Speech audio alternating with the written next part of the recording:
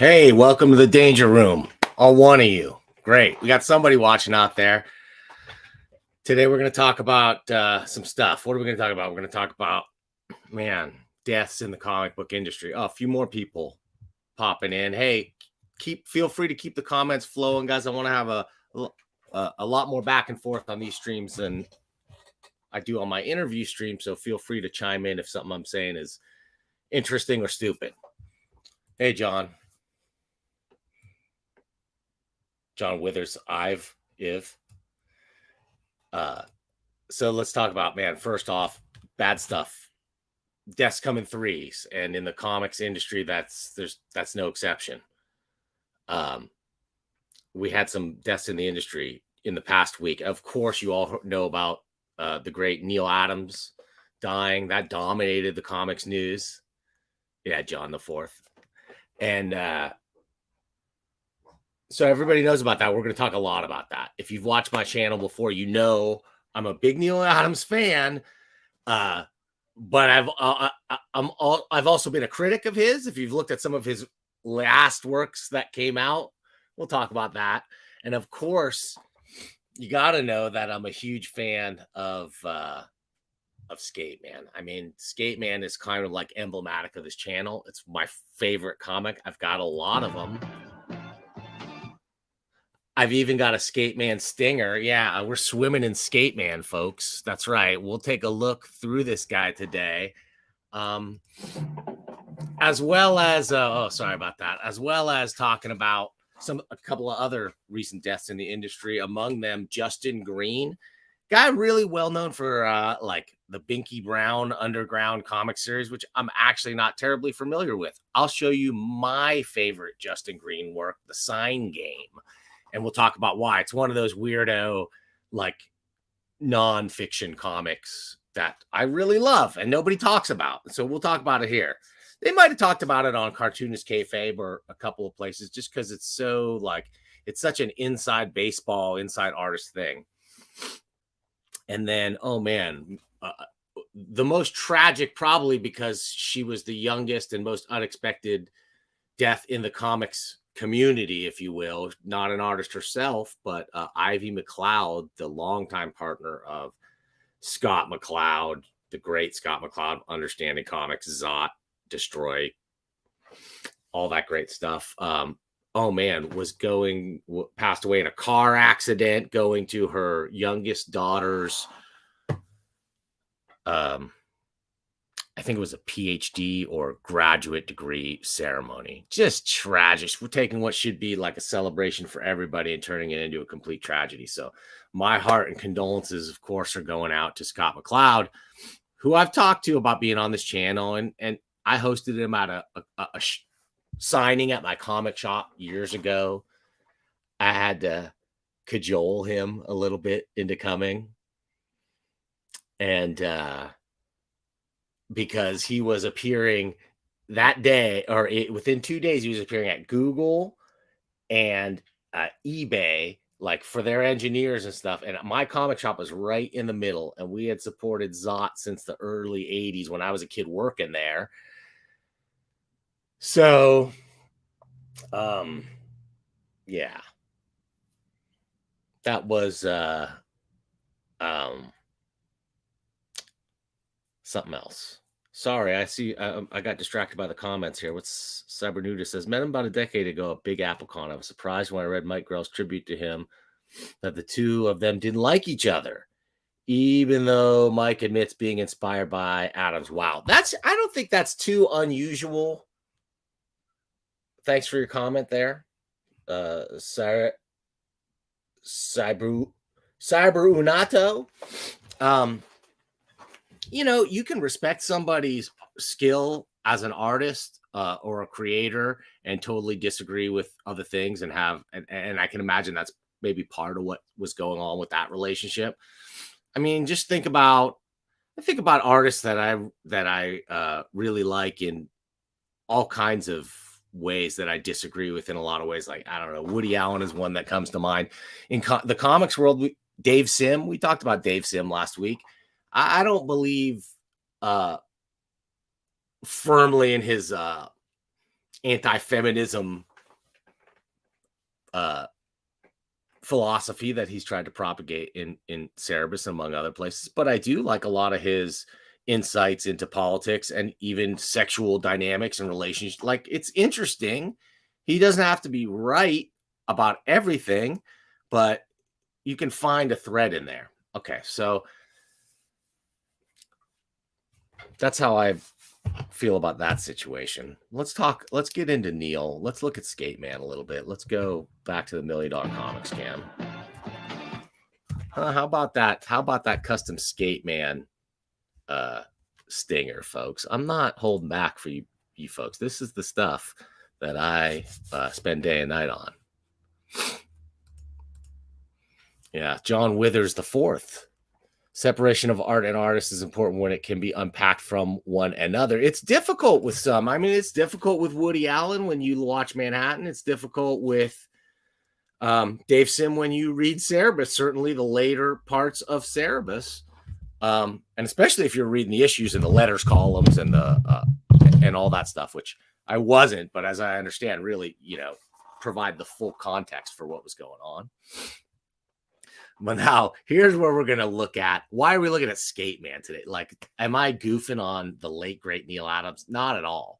Because here's my contention is that even the worst Neal Adams comic, and I'm going to submit to you that this may be the worst Neal Adams comic, even the worst Neal Adams comic is head and shoulders above almost anything else and just has amazing moments of weirdness. As did Neal's later stuff, all his like hollow earth philosophies and stuff that came out in the later stuff is probably his weirdest stuff of all, probably closest to like Ditko's 48-page package or something. I've got a little bit of a video I want to share with you guys. And this was from an interview with Bill Shannis. Bill Shannis was the publisher of Skate Man and the publisher of some early independent works by Neal Adams that sort of led into the continuity era for Neal. So this was like Neal's first footing into self-publishing. Let's look at this. He reached out to Neal Adams because at that time he was super hot. Well, he's always hot, but he was super hot at that time. And we said, Neal, here's our deal. Neal's been a creator rights advocate from the early days, of course, with the landmark Siegel and Schuster support. And they looked over the contract with Chris, his daughter, and didn't find a lot of holes in there. They were pretty satisfied. They made some suggestions, which we accommodated them, but they were pretty satisfied. And we ended up doing Ms. Mystic, which may not have been Neal's greatest creation individually, but that book sold 240,000 copies. Whoa, I didn't know that. These are getting really big numbers. I don't have Ms. Mystic. Guys, for context, 240,000 copies of Ms. Mystic #1. I mean, that's a mega hit today. In the 80s, for an independent comic, it was really crazy numbers. Shannis was riding the wave. This guy, Bill Shannis, he's the creator of Pacific Comics. He's the guy who published Dave Stevens' Rocketeer, who published Neal Adams' Skate Man, and published the very first Gru the Wanderer, and believed in the idea of creator ownership and offered that deal to Neal, who would later go on and be a champion of this stuff. So let's keep watching what Bill has to say. Stick here, but I have this is probably my all-time favorite. It's definitely my favorite Neal Adams Pacific book. I don't know if you can guess what I'm going to put up here, Bill. Skate Man? This is good. Oh, buddy, you got it. Good fun. It's such a weird book. Dude, tell us about Skate Man, please. It just, when we started doing Ms. Mystic, one thing that Neal maybe didn't quite hit his marks on is, Ms. Mystic 1 and 2 had a big gap of time between issues. And, we launched with 240,000 copies. As a small publisher always needing money to expand, we wanted #2 to ship right after it, the next month. And there was a good gap of 12, 13 months between #1 and #2. And we're like dying, Neal, we need more material. What do you got? When's number 2 coming in? And they pretty much handed us Skate Man done. So they had. And when he said, when's number 2 coming in, he didn't mean it literally, because this really is, it's like number 2. Sorry, Neal. R.I.P. They had it kind of in the drawer on their side. And they said, look, if you want to publish this, we can give this a kind of not a filler, but at least you can sell some of these. And although I don't remember how many we sold, it certainly was Neal Adams' artwork, which was cool. I don't think it was Neal's best work he's ever done, but it's because it's such a crazy book. It's fantastic. The cover alone has just a place in my heart forever, Bill. So stupid, all of it. If this is the only comic you ever published, you're a legend, my friend. But man, you published a lot more. All right, guys. So if you want to see the whole interview with Bill Shannis, go check it out. You can find it on my channel. That guy's really cool. I got to bring him back sometime really soon. I should bring him back soon. I should have reached out to him about this, but I didn't. Today I'm I'm flying it solo a little bit. So wait a minute. Let's give some more room here, because we need real room to take a look at Skate Man. I agree, guys. Some of this continuity comments, I'm loving the continuity chatter, because these were weird comics. Some of the most beautiful, interesting, weird looking comics, but they are really weirdly written. I'm gonna say, as a cartoonist, Neal's best stuff, complete stuff as a complete comic was probably working with Denny O'Neil. We will take a look at Superman versus Muhammad Ali and maybe some other stuff. Talk about social justice warriors, right? Like, these guys were doing it before it was cool, being very explicit, sometimes a little ham-fisted about their messaging, but what are you going to do, man? Their heart was absolutely in the right place. So let's take a look at Skate Man, and we get to open it up to the same cover, but with dialogue. And that might seem like a kind of a cheap, but man, I wish they had put this dialogue on the cover, because the dialogue of Skate Man is some of the finest ever committed to 4-color comics. Megalith and Armor reprinted might be nice. I don't know. I honestly am not sure. They were cool looking for sure. I just see them through the rose-colored glasses of my youth, so not positive. I would take a look at it. The thing is, you can find those things in quarter bins all over the place. Maybe less so now. Okay, so right off the bat, let's look at Skate Man and the dialogue of Neal Adams. Aroof, hands off, jerkhole. The party's over. We're forming a union. My foot and your face. Okay, so this Skate Man image, so fantastic. He's actually breaking up a strike here. It's like a worker strike. So like literally Skate Man is being like a union busting thug kind of on the cover, which has zero to do with what's going on in the story. And I think is not really like, this is he put worker strike here, I think only so that he could do this the union pun. I can't think of any other reason, to tell you the truth. That's okay, Neal. All right, let's keep going. And ay, Dios mío, Skate Man. Who the hell? Oomph. Okay. Better than letting his continuity stuff be lost in limbo like Elementals or DNA Agents. Oh, man. Speaking of Elementals, if you like Elementals, which I love, nothing's better than Elementals, you got to check out my Bill Willingham interview, where on my channel, he officially declared the Elementals to be in the public domain.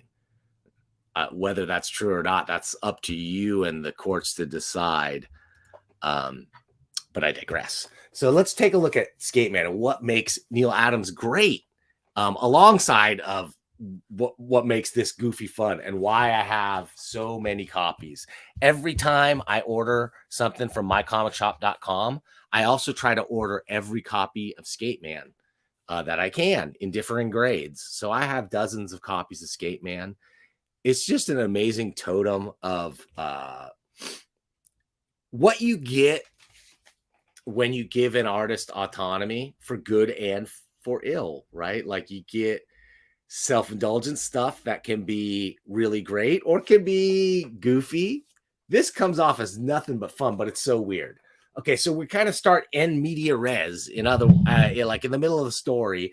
The Skate Man is breaking up a fire, is fighting with this motorcycle gang, and very quickly he's just bashed in the face with a board and stomped into the ground and beaten. Okay, what an epic start for our man. And here we go in all his photorealistic glory. Here's our pal, Billy the Skate Man, beaten up in the hospital. Not in the hospital. I'm sorry. No, because let's see, Senorita Jill. I think my herbs and medicines will bring him back to you, but why didn't you take him to the doctors?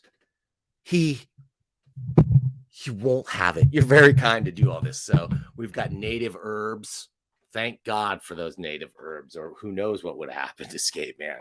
Also, thank goodness for bandages and whatever. Okay, so as he's beaten up, we're flashback to his origin stories. Okay, our man Billy, was raised doing martial arts. He was a patriotic dude. He joined the army. He went to Vietnam. He saw the horrors of war. Right, he saw it from the air where everything was nice and shiny and they were dropping bombs. But when he landed, he saw the true horrors of war. Here's Neal's politics coming through. Right, of course, Neal is this is a very liberal guy from that era. In this era, who knows what he would be branded as? Because I don't know how that stuff's shaken out anymore. But in this era, he was clearly like anti-war. Could see that it was leading to nothing good for anybody. Poor, right? And that's sort of like one of the themes. Poverty is one of the themes of Skate Man. So after returning from the war, he was looking for something to satisfy his craving for martial arts action, but without the violence of killing. And thank God, thank the Lord, this was the era of roller derby, because he quickly hooked up with an old buddy who suggested roller derby. And so he got into it and he was really like, oh my gosh, he threw his everything in it, all his martial arts abilities combined with his hip new sport, which was, they call it out immediately as fake, like wrestling. There is no real violence. Nobody really gets hurt. They just sort of like,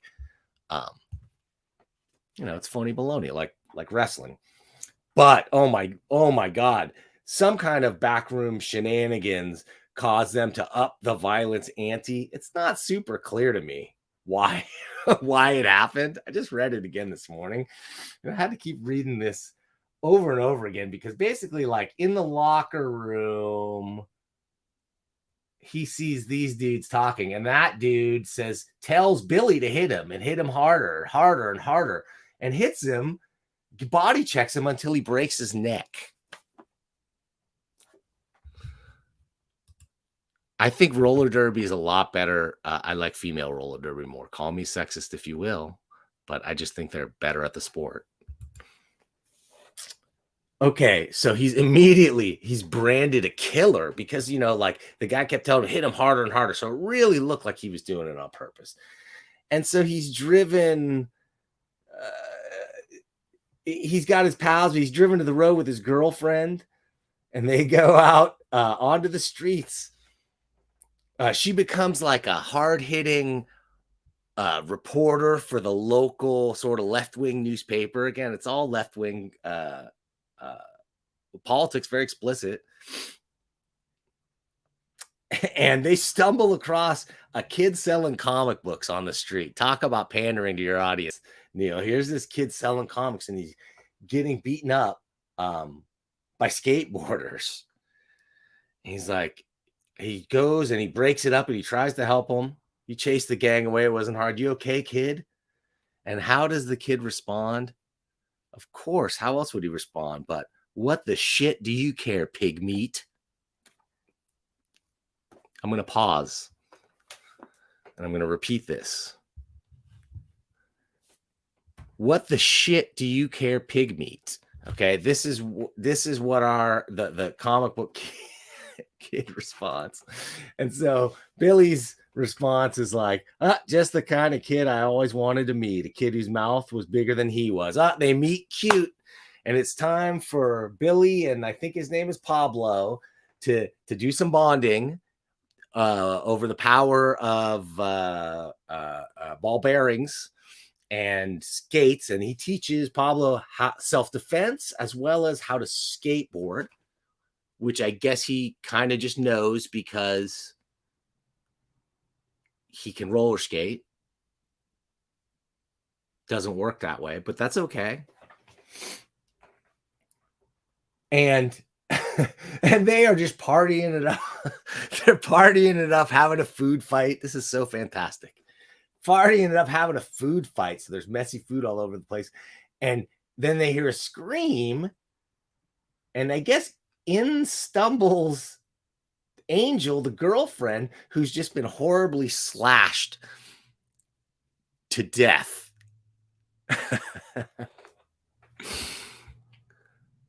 Okay, great point, John. This does mean, of course, saying shit and the swear words, another, like, this is not comics code. There's no comics code holding us back here, kids. I mean, this thing isn't, if it's not meant for kids, I don't know who it's meant for. So I don't know why you wanted to have profanity in there other than just to make it a little cooler and a little edgier. And I guess it's no big deal. Who cares? But what is a big deal? Oh my God, is poor Angel slashed to death to the point where she could just about make it home into Billy's arms and dies. And they bury her. Okay. And of course, Billy buries himself in comic books. Come on, Billy, you can't just stare at those comic books all day. So a little maybe flaming carrot action here. Billy's getting inspired by the comics. And we can actually see which comics are right on top. There's a humongous, it's really hard to see here. I'd have to zoom in, but it's the Spider-Man logo, big as day, or a Spider-Man logo. So he's reading Spider-Man comics. Really linking him to, to the death of Uncle Ben.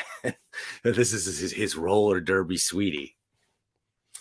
Okay, rage. Enough to fill you with a purpose. Rage. Feeding that purpose enough to give you the strength to do what you have to do. Get out of here before I throw you out, you little beaner. Get lost. I don't want to see your simpering face again. Billy, get out, you little shit. Man, Billy. That's when he realizes, right? He breaks the skateboard. I don't know why. And Billy and the kid actually has such a great comeback to him here. It's hilarious. He goes, get out, you little shit, out. The kid goes, kiss off, creep. Why don't you find another broad to live off of?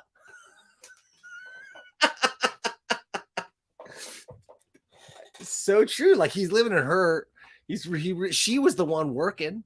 He's been doing nothing except having food fights with Billy. Anyway, where is it? I know it's in my camping gear somewhere. Ha! Those humble patches of cloth would be the tools of your revenge. Rage. Okay. And thus, I guess, was born Skate Man. Okay. And so born out of rage.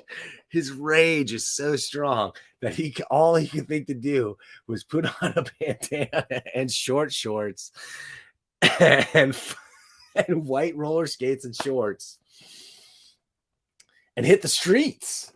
Okay. Angel's death, no, murder, right? He's going to avenge Angel. He's going to go out. He's training with his skates and his martial arts skills. And he trained, and he's going to look for the gang with the skull on their jacket that killed her. And that brings us back smack right to the beginning. He went out, he found him, they bashed his face in. Okay. Our hero's at his lowest point now, right? It must be. Now it's time for Act 3. Okay, Jill, how long was I out? So he's been rescued. They used the herbs. We know. They nurse him back to health. He's slowly getting healthier. And sure enough, what has he been doing? Paco, that was not Pablo, it was Paco. I apologize. Paco, there's something I've been keeping from even you. Oh man, a motorized skateboard. Jesus. Yeah. The naked meditation in the montage.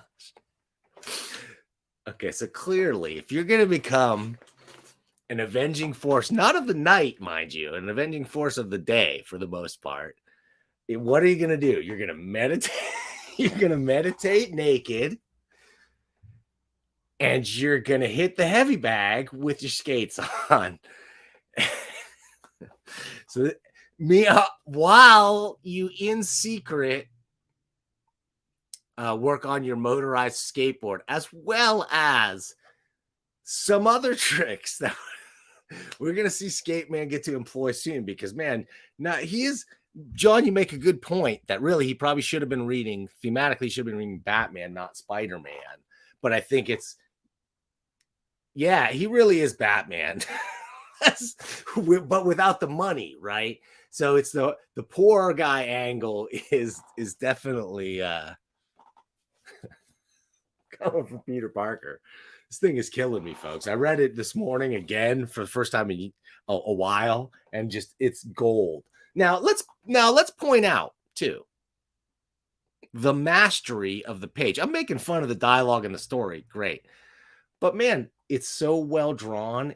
Neal Adams can draw anything and everything in this like photorealistic style that we take for granted. I mean, this guy came from the newspaper strip Alex Raymond tradition, but then wanted to go full page and brought in the dynamism of like a Kirby and the other stuff, and really became the greatest. I'm just going to say, like, his impact was so different than a Kirby. He's closer to a Will Eisner.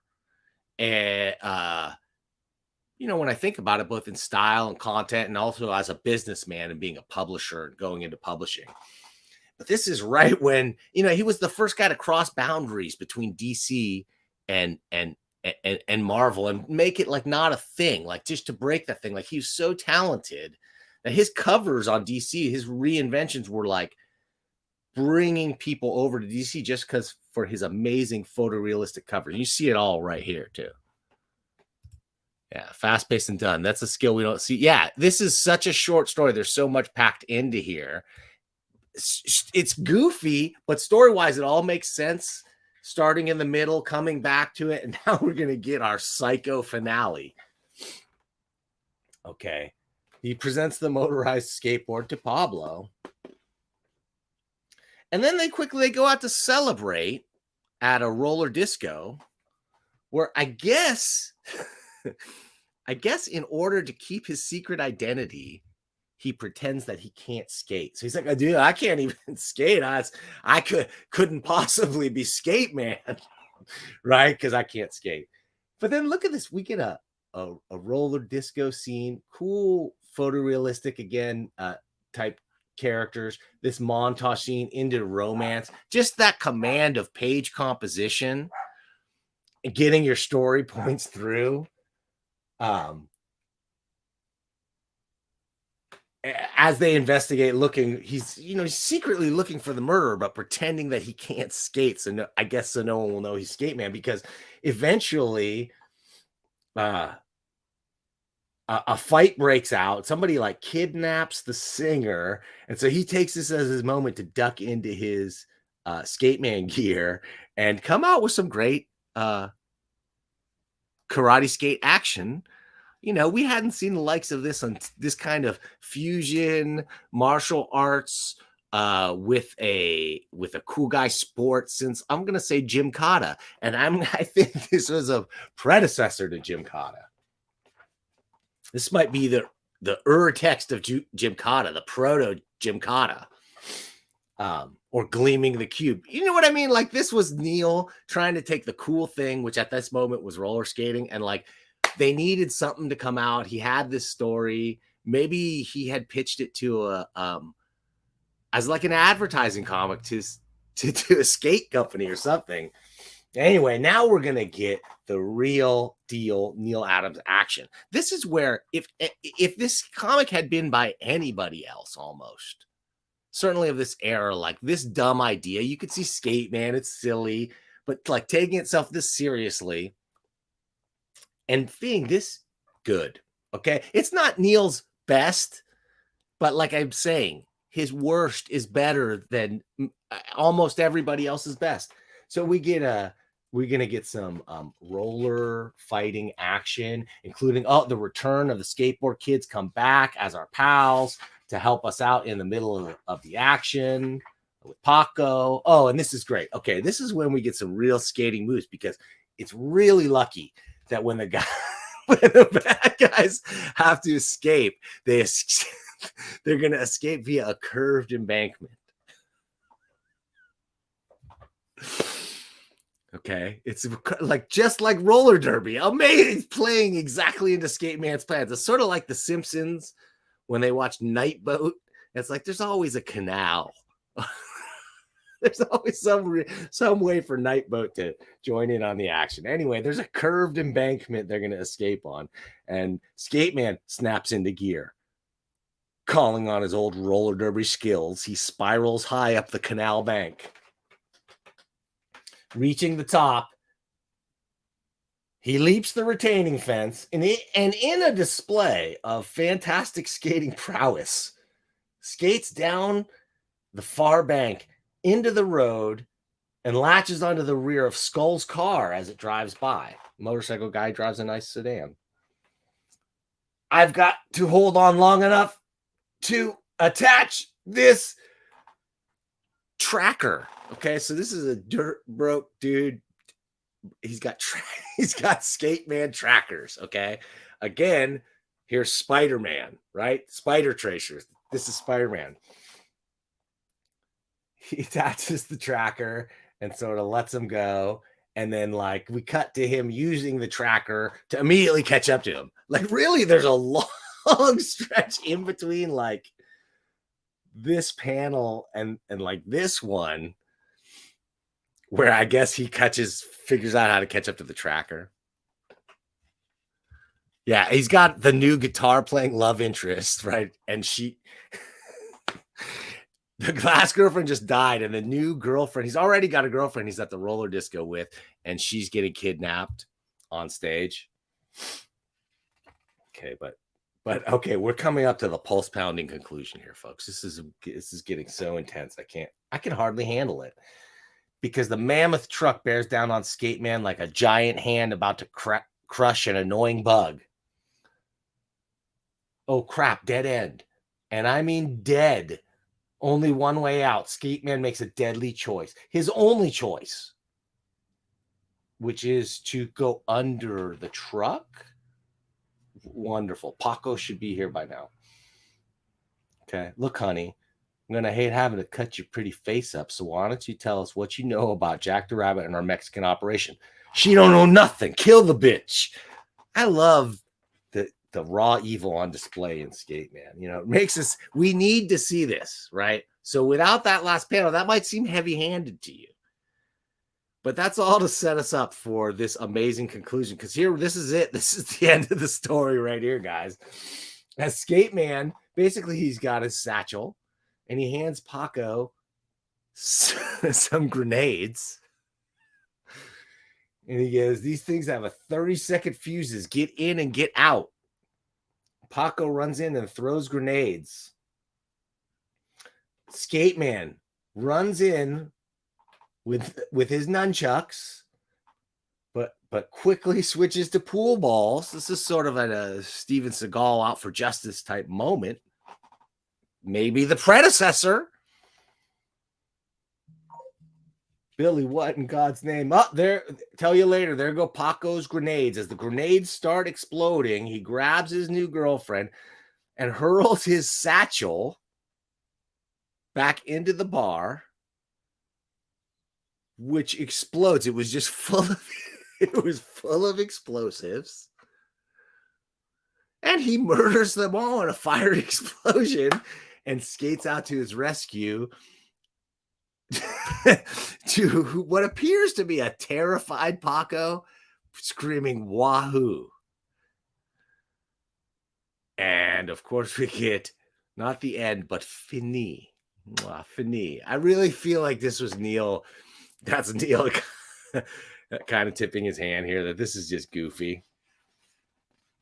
And that's it. That's the one and only adventure of Skateman. But what do we get as a backup here?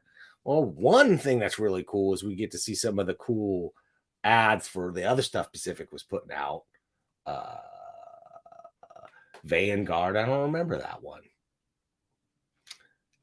But then we get to see a little something called Future World. And I'll go quickly through this, because this is inks and letters by Andy Kubert, story and layouts by Jack Arata.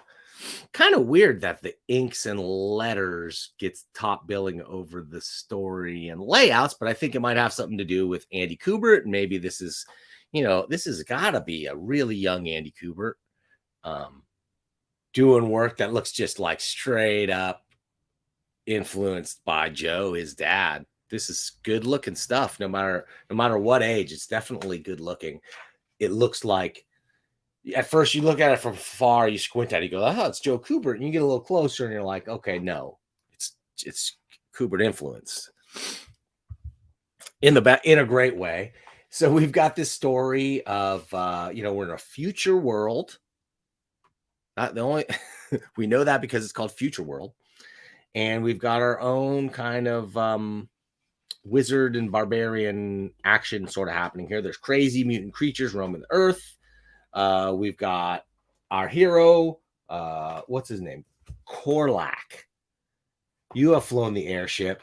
Now you must go and find the great machine, bring back its power to defeat the lizards before it's too late. Okay, so Korlak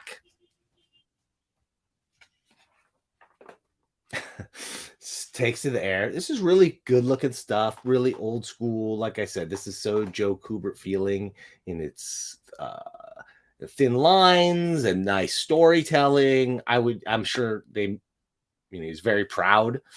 But basically, Korlak goes to a nuclear power plant, goes inside, pulls a lever for really no good reason, just because he's messing around, and steals a box. Pulling the trigger the lever triggered like a nuclear meltdown, and the whole place is breaking apart, and he's got the box. Miraculously, the man lives, but for how long? Within the lead box for which he risked his life is the very thing that will eventually destroy him and Future World? ?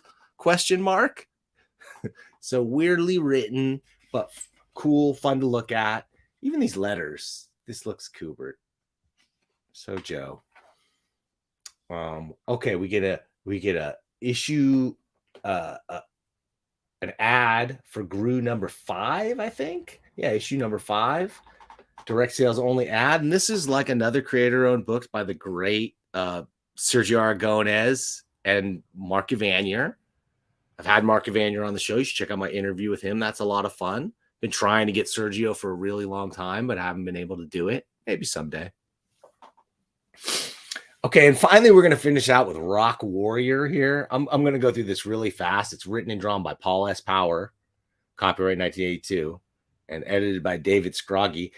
It is goofy, but fun. It's super weird. I love the artwork a lot. The story is pretty incomprehensible to me and just weird. It's almost like an underground sci-fi comic. And with our titular character, the Rock Warrior, but we don't really, there's no character moments. There's not enough character moments for the Rock Warrior. So other than him strumming his cosmic guitar, right? He's not first I thought he was going to be a rock warrior, like made of rocks. No, he's a rock warrior. He's a rocker. So we get a little bit of action. My favorite part of this whole thing is at the end. It says, okay, readers, do you want to see more of Rock Warrior? It's up to you then. Write in. Okay, so as Bill, she had, oh, but this nice Rock Warrior pinup. How 80s is that? Let's leave it open to that. Rock Warrior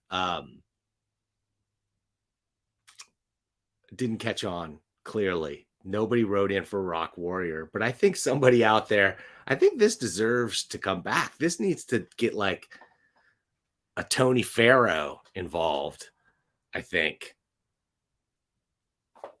Oh, good point, John. Okay.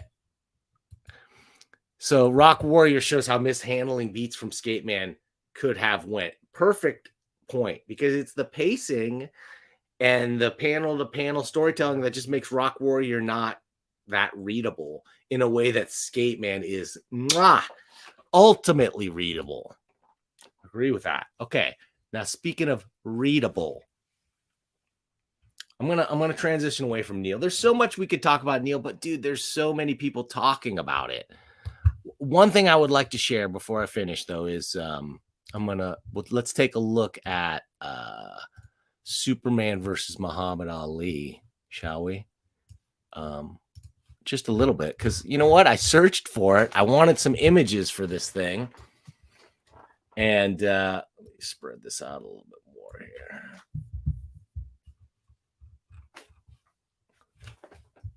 Shrink it down a little bit. Yeah, there we go. And you know what? I went looking just for images because I wanted to see this amazing cover. Here, let me add it to the stream here. I wanted to see this, look at this amazing cover, and talk about all the people that were on it and stuff. You can find this online. If you just search for it, I found it. There's this site, View a Comic. This is obviously copyright infringement. But what are you going to do? Pretty convenient for us. So what's cool about the book is you got to see this key or legend of everybody on this cover, right? It's full of celebrities, big and small. You got whatever, Jimmy Carter. I think that's Jimmy Carter. Yeah. Jimmy and Rosalind Carter down here in the corner. But then also I was just looking through here, and guys like Paul Levitz over at 114. Where's that? Like right in the middle somewhere there, like just in the background. Paul Levitz has also been a guest on the show, of course, pretty recently. But let's look through this. This is another one that's goofy. It's no doubt about it. It's Superman versus Muhammad Ali. How could it not be goofy? But it's handled in a way that's pretty cool. And just the artwork is amazing. This is a tour de force. This is really shows you what makes Neal Adams such an amazing artist. I think I need to turn this on. Such an amazing artist. Like, he's drawing things that, I don't know, these days sometimes it's rare to even see a background on, here we go. Sometimes it's rare to even see a background in comics. But look at this. Look at everything that he's drawing here. First of all, look at the perspective of this shot and the depth of field and everything in between and everything in the background. You know, he put a name on the shop window and he put ads on the hotel billboard over here. And he did this lettering. It's just beautiful looking stuff. In a way you don't see too many do. This is carried on by some. The one that comes to mind that I love the most is like Brian Hitch. Definitely carries on in this tradition.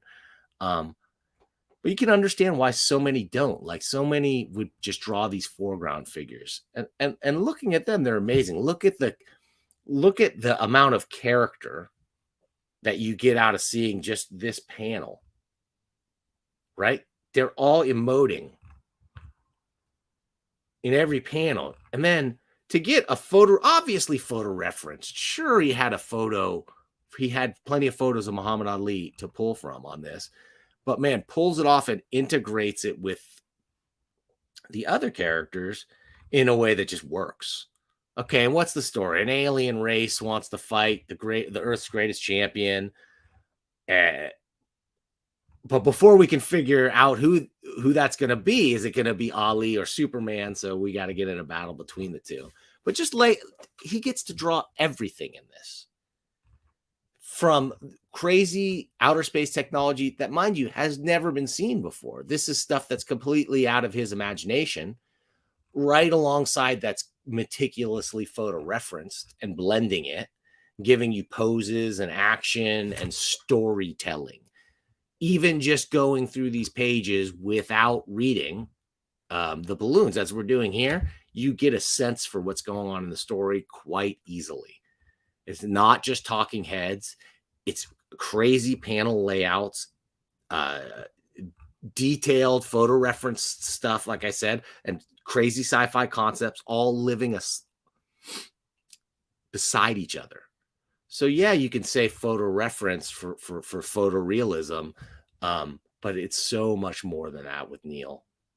Like just the action poses, the camera angles, and the kind of foreshortening stuff. Like look here in this bottom panel here, just a little bit of that. There's that in every Neal Adams panel. That's the stuff he's so well known for. Here's Superman coming directly at us. That foreshortened anatomy, it ain't easy. Right. And to put it into and then to all everything that's going on here, when you need to open it up into a more, into a crazy sci-fi concept like this, he's able to pull it off and make it happen. Superman's fist shattering like steel. This is, when you saw this just felt like a cut above normal comics, anything drawn by Neal Adams, but especially this in the giant size. Let him really open up, let him show off as a photorealistic artist and a comic book artist to create something that I don't think anybody else could have pulled this one off. Not to say that, they could have tried, but I don't think it would have held up as iconic as this. It would have been more like whatever, Don Rickles showing up in Superman's pal Jimmy Olsen.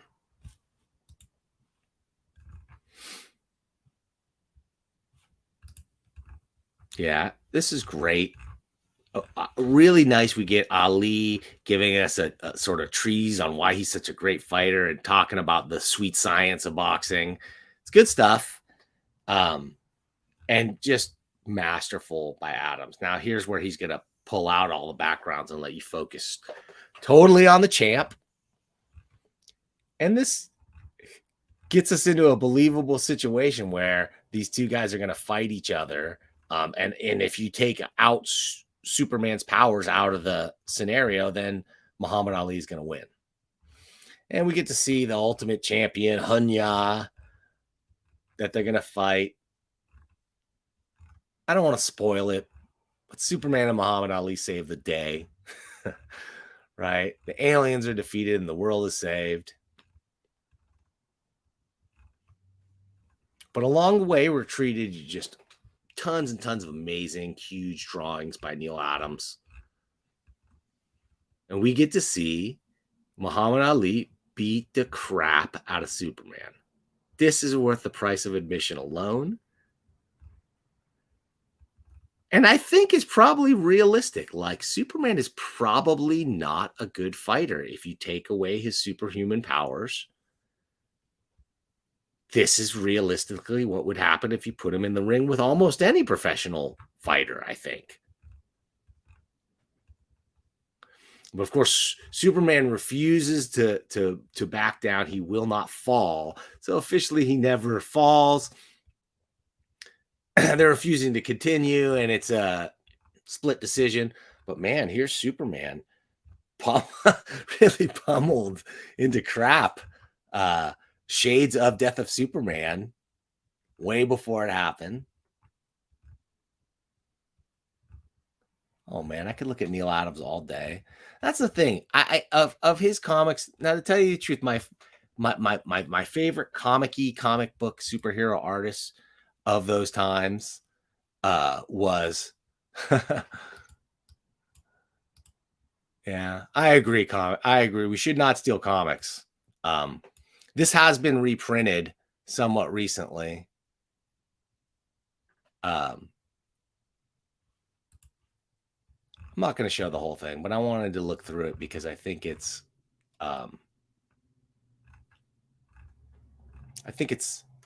it's such a unique thing. Like, this is something that I think a lot of people that probably actually reached out and got people to read comics that maybe weren't at the time. It was a real true crossover thing that would be really hard to replicate today. I just want to look, just the photorealism of Adams. Beautiful stuff.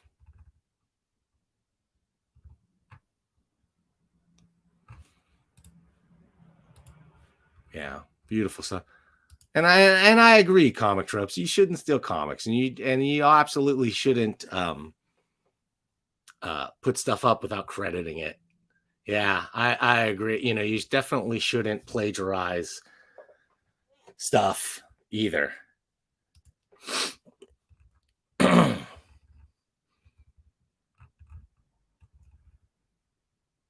Cool, dude. The action scenes, the scenes in the ring too, get to show off Adams. You get, this is just a tour de force of Neal Adams, and I think it's worth it for anybody to seek this one out. You used to be able to find it. It has been reprinted. If you search for this online, you're going to find it like I did. And I agree, we shouldn't steal comics, but sometimes when they're really hard to find, you had no choice. There was a time when I used to read, man, the only way to get collected Miracle Man, Marvel Man, whatever, was to buy the issues.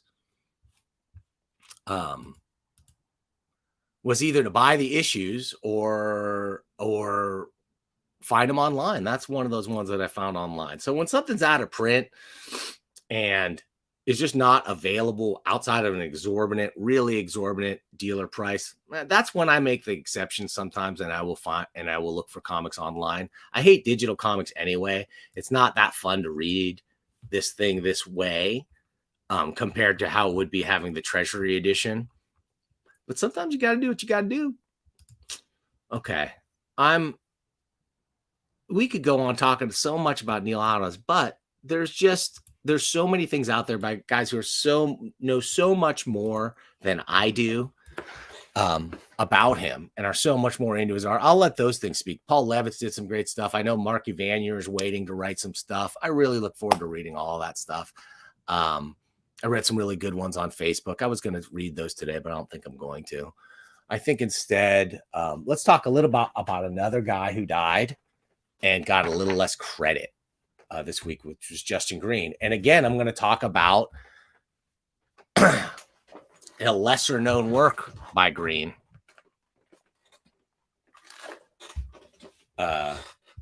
Justin Green's Sign Game.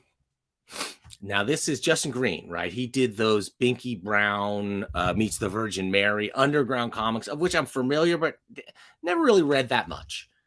This is the book that I remember coming across at a used bookstore somewhere and just enjoying this so much more than I should have. Okay, I like sign painting. I like all kinds of art, and sign painting is one of them.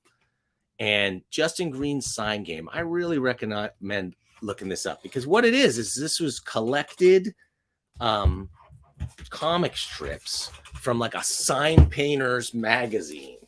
Okay. And what it's full of is not like lettering tips, but like business tips. And so he would go in, this was published, I don't know, monthly, I guess, for sign painters. And he would talk about, okay, the problem. Through your own sheer carelessness, a full quart of white bulletin enamel has been dropped onto a black rubber mat. How do you square this with the client? Let's get two opinions. And he'll do like it's business comics, right? Talking about this specific business of signage and how to make estimates and how to deal with difficult customers.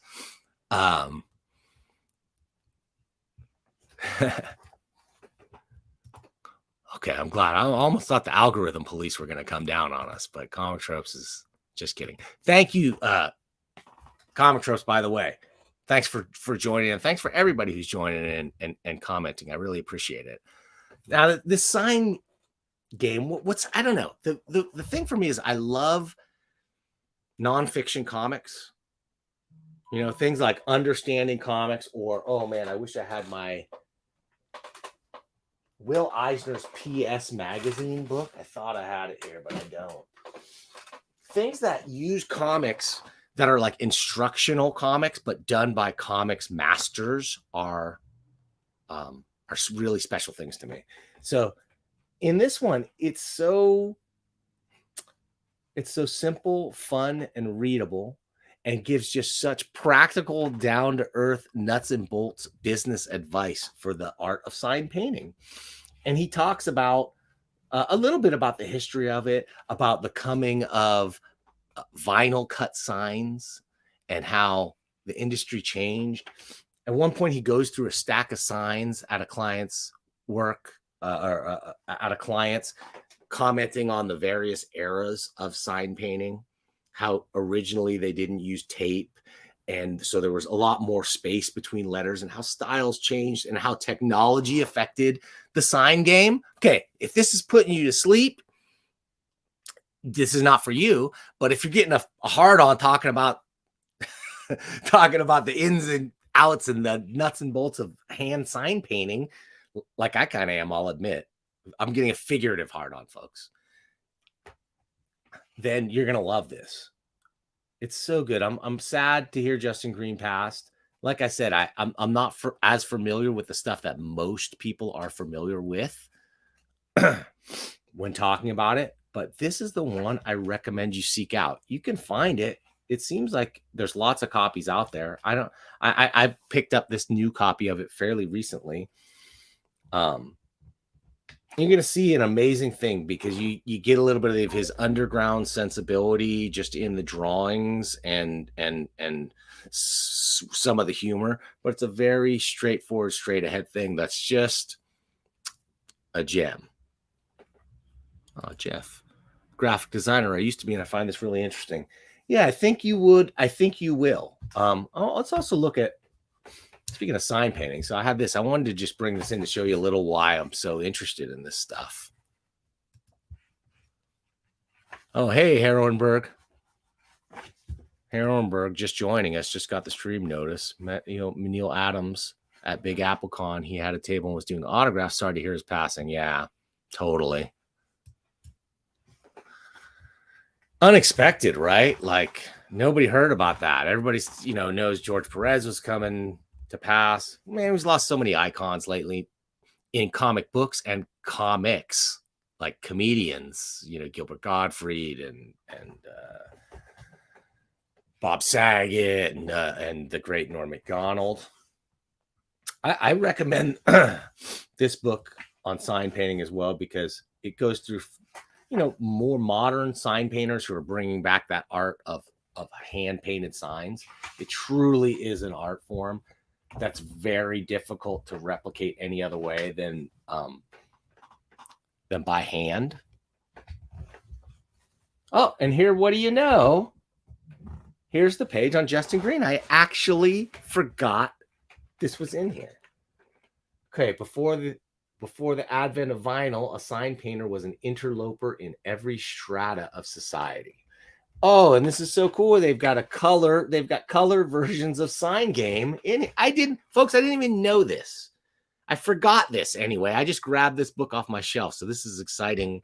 This is as exciting to me as it is to you, as sad as that might be. Oh, whoa. Full color Sign Game strips. A bunch of them. I'm going to have to go back through. Okay, and here's one where he talks about shellac. Today, I sing the praises of common shellac. More than a mere solvent, it's the sign man's elixir. Hey, Coffee Breath. Long time no see, dude. Long time. Early supporter. This guy been around for a while, since my videos were a lot different then. Okay, yeah, let's talk about this shellacking a little bit.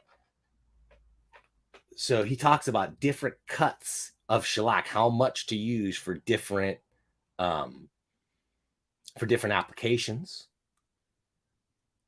Pen and ink on shellacked wood is a great combination. Works best with standard shellac ink, but acrylic-based inks work too. So very practical stuff about sign painting, dude, check out the Sign Game and check out this book, Sign Painters, for a little bit more insight here into Justin Green, because I think this is an underappreciated art form, and this literally is the, like, in the Venn diagram of dudes who like sign paintings and you like comics, like, it's Justin Green. So very exciting. Hey, Hans Rickheit. Thanks, Hans. I can't wait to see you got I know you got new comics on the way coming out. You guys should check out my reviews of his work on the $1 Million Mailbox. Speaking of the $1 Million Mailbox and this show in general, guys, this is a big announcement for me. Maybe we're going to see. There's big changes coming in the sense that I've got a pretty important event tomorrow that's going to change that could change the course of this show and the stream and stuff. I've got I might take a new job position. I'm doing some interviewing and stuff, and if I take it, my stream schedule is going to change. I think it's going to become something more like this because I'm really enjoying just talking and interacting with you guys. Jeff says his book is $90 on eBay. Well, probably just because of his death is what I'm guessing, because I got it. I wouldn't have paid $90 for it. I got it. I've found it many times. You can find this. Where you're going to find this is in used bookstores in the art section and stuff. You'll find it in better stores. Herrenberg says, hey, I work for a printer, and he does the kind of applique signs that you stick to windows of flat surfaces. It's not painting, though. That's really artisanal stuff nowadays. Yeah, Sign Game doesn't look like it's available on the last guess. Yeah, no. So there are places, there are people that keep the hand-painted stuff alive. And then there are, of course, the guys that do the vinyl cut and computer-aided signs, which can be beautiful and try to ape that aesthetic of the hand-painted signs. But you can tell there's a difference just because of the way it's applied, especially like on a glass window or something like that. It's one of those places that I love the most. But I also really love them. I love produce signs. So I grew up in like the grocery business. Like a lot of Arabs. And wait a minute, let me shrink it down here. Shrinky dink. And so I remember as a kid seeing these kind of things, like these signs, like painted on butcher paper in grocery stores. This is not here. These are better examples. This is what I kind of remember and I love and I miss. And they would hire artists. There would be an artist whose job it was just to do these things. And they could work this out. Like they could draw one of these things like you would sign your name after a while. It's really just lovely and amazing looking, and something that's just really hard to capture. When you use a font, these nines, see how these nines are different than each other? They're slightly different just because of the human hand, and there's just a difference. That speaks to you sometimes. Even, it can be simulated. I'm not going to say that a great graphic designer digitally can't do great stuff, because I'm sure this whole book was laid out digitally and it looks cool. On the other hand, there's just something about this age-old practice and the kind of lost art of it. It really does remind me of comics in a way. It's just like there's no doubt about it, the level of artistic skill that you see is, I don't know, it just seems like it peaked a long time ago. As far as this might be because, I don't know, back when like Winsor McKay did Little Nemo, I think people just drew for fun. And of course, since there was a lot less entertainment, like looking at drawings and people who drew in magazines and wherever was just a thing. So people have more of an eye. So to really become elevated to that level, back then you had to be so great, I think, because sometimes you look at those guys and you go like, Winsor McKay is doing a full newspaper page full of the most amazing painted, full color, beautiful comics I've ever seen. And then you come 100 years later and we've still got like, Kathy blown up on the funny pages. It's like that art form, I don't want to say tanked. It changed in a way, I guess, but I don't want to say the writing is more sophisticated now either. It was definitely more sophisticated then, as well as the design aesthetic, the drawing, and the level of skill needed to be a cartoonist. It seems like it went down. Maybe that's because the really talented artists moved in a different direction as the size of the comics got stripped down literally into little strips, and the Sunday Funny shrank and shrank. Bill Watterson made a kind of a last dash against that when he converted from the standard format of the Sunday strip and said, no, just give me a tabloid sized box and I'll draw whatever I want. A few other cartoonists followed him in that direction and did it. Like I think Wiley Miller did a couple of strips, but almost nobody else did. Nobody else took advantage of the artistic freedom. And I think that format might even be gone now. Maybe I'm wrong about that, but Watterson really pushed for it, put his career on the line, said you could drop me from papers, but I just want space. Yeah, it's relegated chalkboard, man. I guess that's where it's gone on to. And there's an art form in that. And there's professional sign writers who do this stuff in chalk. It is kind of a shame, though. I agree. Coffee breath. It would be cool to see that back, but I just guess it's never going to happen. It doesn't seem realistic. I don't want to bum us out by being like nostalgia guy, bumming out for dead art forms and dead artists, but what are you going to do, man? It's got me depressed. We lost so many interesting people in comics in the last week and in the last several years. I know that there's new artists and new comics coming along all the time. But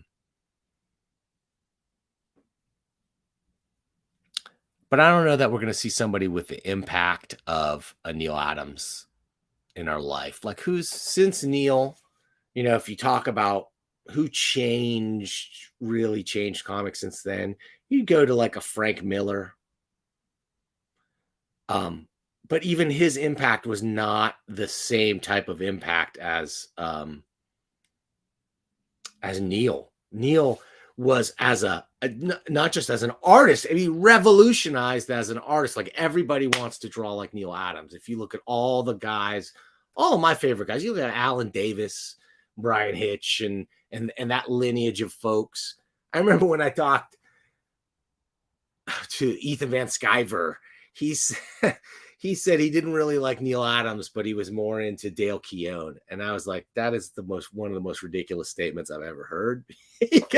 Right? Because there is no Dale Keown without a Neal Adams for sure.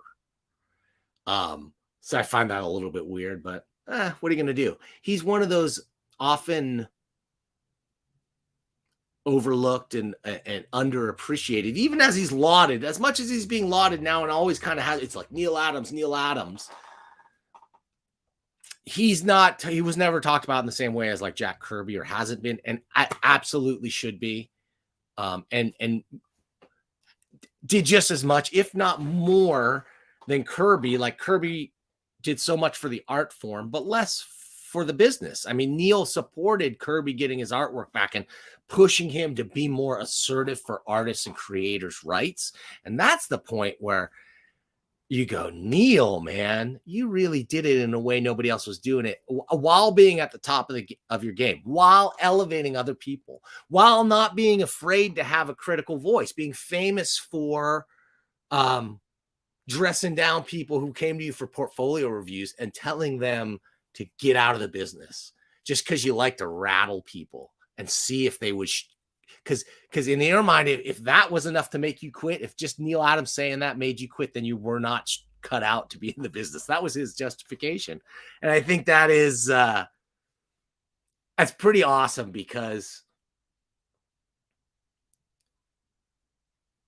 he was not above criticism himself. As we showed today, the guy put out some stinkers. If you want to see some really goofy stuff, look at his last work too. This is some of his early independent work. Look at his latest work for DC, the latest Batman stuff. It's goofy and kooky in a way that's readably not lovely.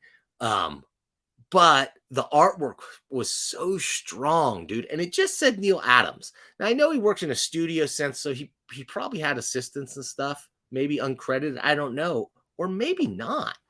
Because I'll say even up to the last stuff that he did, he just showed an amazing design eye and sense for drawing like dynamic versions of characters in a way that's like unforgettable, beautiful. I love his work more when he's teamed with a writer like Denny O'Neil in, the social justice warrior classic that is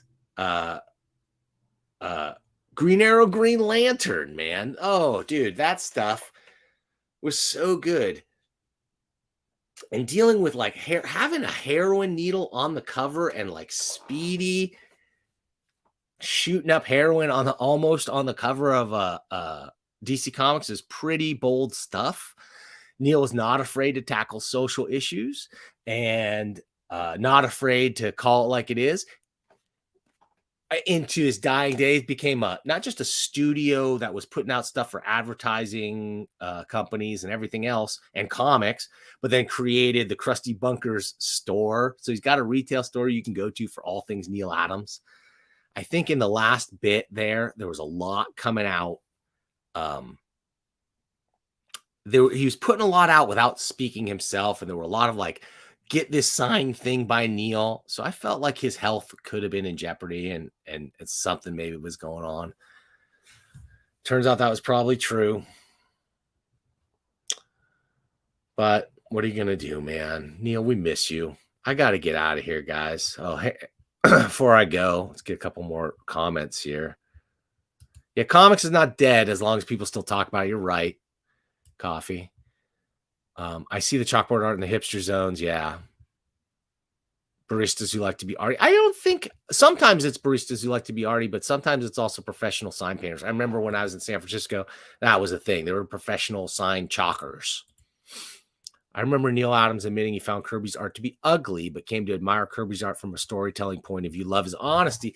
Yeah, I mean, you could see they had such dramatically different styles as far as rendering, but I think even Neal absorbed Kirby's dynamism and action. And I think I remember even him talking about Kirby in that way, like lovingly in that way.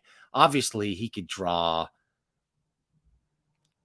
Kirby did not draw photorealistically. Almost totally, the opposite. Almost stylistically abstract sometimes, bordering onto that, I will say. But it was the dynamism and motion and stuff. And this is where Neal Adams deserves so much credit for absorbing those lessons and then bringing in the photorealism of the Alex Raymond and the newspaper strip stories and making, good stuff. Heron Brooks says, Skate Man on Pacific Comics was considered one of the 20 worst superheroes, preceding Night Thrasher by 6 years, though. He's goofy, dude. Bill Shanna said it was goofy. I'll bet even Neal would. But Neal, that's the thing, dude. When you've got a resume like Neal, when you got a stack of stuff you've done like Neal, who cares? You can have a stinker once in a while. And he sold many thousands of copies of Skate Man for sure. Shanna didn't say the numbers on Skate Man. I wish I had pushed him more for that. But he said 200,000 of Ms. Mystic, which came right before it. So I'm guessing that this sold at least 100,000 copies. And I've seen it maybe that many times. And I've got that many, not quite that many copies. But if you're looking for a copy of Skate Man and you're having a hard time finding it, that's because I buy every single one that I can find. Okay, guys, I'm out of time. I loved streaming with you guys today. Thank you so much for joining me in this conversation. I'm not going to talk about the Supreme Court and any of that stuff I was thinking about. Skate Man was closer to Rocket Racer from Marvel than Night Thrasher of New Warrior from Rocket Racer. I think they both owe something to Skate Man. And it was Neal trying to just capture what was hip for the kids, but by this time already being a kind of an out of touch dude, you know, as far as his age and the culture and stuff. And this is the writing really shows it. Oh man, we got a heated Skate Man, Rocket Racer, Night Thrasher conversation going on here. Rocket Racer came first. Yes, yeah. Rocket Racer definitely preceded Night Thrasher for sure. Both were, I don't know. I think you get better with a skateboard hero than you do with a roller skate hero, just because it's a little bit goofy. Although Iron Man did have those Iron Man roller skates in the 70s that were pretty cool. He would rock them every once in a while. Anyway, I got to get out of here, guys. Thank you for tuning in to the Danger Room. I'm going to take off. I'm going to be back, I hope, next Tuesday. I hope maybe this Thursday. Big news tomorrow. Tomorrow, what happens to me in my life is going to determine what happens on this stream in the near term and the long term. If the thing I'm doing works out, I'll probably be streaming less, but I'm going to keep it going. If it doesn't work out, I'm going to have more time, and I might just double down on the streaming. So thank you for checking out Danger Room. And tune in, I don't know, the next time that I see you. I will try to do this again next Tuesday. Thanks again.